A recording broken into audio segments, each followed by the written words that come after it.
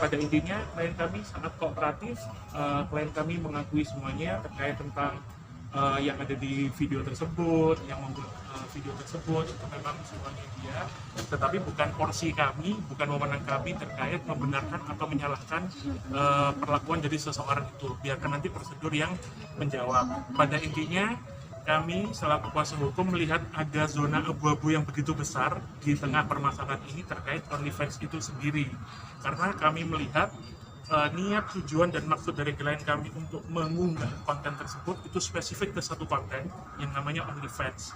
OnlyFans itu sendiri sejatinya tidak diatur, tidak diakui, dan servernya juga nggak ada di Indonesia. Jadi tidak diatur dan tidak diakui di Indonesia, ya kan? Jadi kami melihat ada usaha dari klien kami untuk menempatkan konten tersebut ke tempat yang sesuai wadah dan sesuai dengan porsinya, yang mana ternyata di platform tersebut diperkenankan adanya hal-hal konten-konten yang berbau ke asusila. Jadi pada intinya kita tidak mengelak, teman kita menggarisbawahi ada zona abu-abu yang begitu besar terkait tentang OnlyFans itu sendiri. Kemudian perlu diingat, OnlyFans itu bukan sesuatu yang sifatnya publik ya, sifatnya sangat private, tidak bisa diakses sama semua orang, ya kan? Jadi kalau konteks publik itu sendiri, kalau menurut kami, publik itu bisa dikonsumsi dan diakses sama khalayak umum tanpa terkecuali. Nah, sedangkan OnlyFans itu kan enggak. OnlyFans itu hanya beberapa orang saja yang bisa mengakses, ya kan? Dan sifatnya tertutup. Butuh atensi dan perhatian khusus, dengan hormat kami sampaikan kepada pemerintah melalui Kementerian Kominfo dan yang lain untuk bisa tegas dan bisa membantu permasalahan-permasalahan terkait pornografi yang ada di Indonesia. Jangan sampai ada dea-dea yang lain yang menjadi korban atas keabu-abuan permasalahan terkait tentang OnlyFans itu sendiri. Mengingat OnlyFans itu sendiri sebenarnya tidak diatur, tidak diakui di Indonesia, dan servernya juga nggak ada di Indonesia. Mungkin itu dilanjutkan sama Mas Herlambang Pucuk. Mungkin sedikit saya tambahkan bahwasannya karena memang yang dikatakan oleh klien kami bahwasanya sifat kooperatif itu kami tunjukkan, kami harapannya kedepannya bisa menjadi justice kolaborator dari kepolisian. Bagaimana langkah selanjutnya, karena memang kita pasti tahu bersama kegaduhan ini muncul, ya kan, selanjutnya pasti akan merembet pada hal-hal sensitif lainnya. Makanya kami berusaha sangat untuk bisa kooperatif dalam permasalahan ini. Mungkin selanjutnya untuk sangkaan terhadap pasal yang disangka kepada klien kami, ya kan, yang jelas ada dua hal yang terkait, ya ini terkait Undang-Undang ITE dan juga pornografi. Lebih jelasnya, ya kan, mungkin nanti bisa langsung dari pihak kepolisian komunikasi, ya kan, dari terkait bidang terkait untuk bisa menjelaskan lebih lanjut sangkaan-sangkaannya seperti apa. Dan ya, Bang, tadi ada seperti disinggung akan menjadi GC atau justice. Berarti artinya Mbak Dea ini akan mengungkap lebih banyak aktor-aktor atau siapa-siapa saja yang menjadi aktor di OnlyFans itu, khususnya di Indonesia mungkin. JC-nya itu terkait apa? Kalau spesifiknya mungkin kita belum bisa jawab secara detail, nanti tergantung dari kepolisian seperti apa. Yang pasti kita akan selalu hormat dan mematuhi segala prosedur yang ada. Nanti komunikasi dengan pihak kepolisian seperti apa, nanti hasilnya akan kita update. Yang sudah disampaikan sama Mas Herlambang Pucuk tadi, yang pasti kita mau jadi justice kolaborator supaya nanti permasalahan ini sudah berhentinya di DEA aja gitu. Mas, untuk Mas dan Mbak Dea kan ini tadi sudah disebutkan bahwa Pakom ini udah atas pertimbangan dipilih, ya kan, karena nggak bisa diakses di Indonesia dan lain-lain. Yang sebenarnya kalau dari Mbak Dea mungkin bisa dijelaskan maksud awalnya itu apa sih mengunggah konten-konten tersebut gitu, sejak awalnya gitu.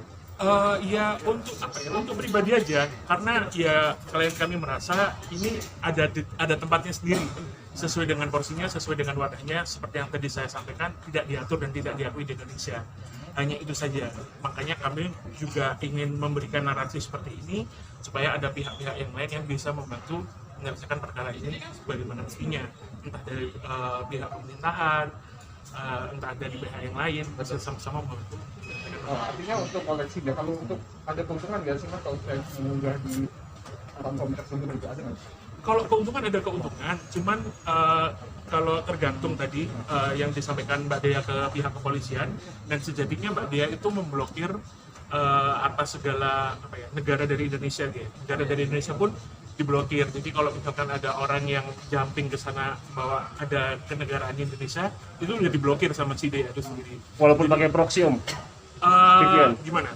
di luar juga. Itu di luar dari dugaan kami semua. Ya pasti tidak bisa mengakses, kalau akses harus pakai apa ya, semacam VPN atau Iya, kalau seandainya itu Mbak saat ini akunnya sendiri disita kepolisian atau masih dipegang oleh Mbak? Untuk hal itu saya nggak bisa jawab ya Mbak ya, silakan kedepannya gimana, saya cuma bisa kooperatif dan menaati hukum yang ada.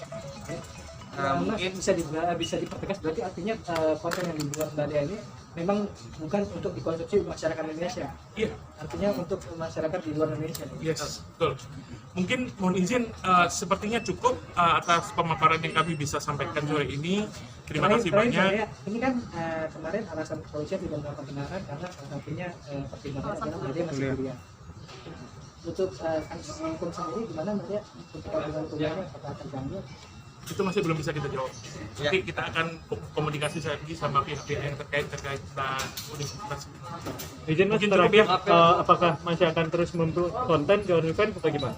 enggak Berarti dong, bisa dibilang haknya apa? aja udah di Setidak-tidaknya ini Positif menjadi nggak pembelajaran akan untuk klien kami dibebaskan untuk lebih dari bijak. peradilan nanti ini kan karena ini kan tidak ada tujuan maksud untuk mengedarkan video tersebut di Indonesia. Apakah ada perspektif positif untuk nanti di pengadilan bisa terbebas dari jerat hukum karena ke depannya? Jadi kan gini, kita kan di Indonesia menganut asas praduga tak bersalah tuh kan ya kan. Selama ini kita di sosial media karena ini kan menjadi gaduh tuh, ya kan. Nah, lebih baik kita ikuti aja prosesnya sesuai peraturan undang-undangan yang berlaku, ya kan. Jangan kita buat gaduh di masyarakat karena semakin kita gaduh di masyarakat, akses pornografi semakin tinggi, ya kan. Seperti itu. Jadi kita harapkan kita ikuti aja patuh sama peraturan undang-undangan yang berlaku, gimana prosesnya. Karena memang asas praduga tak bersalah.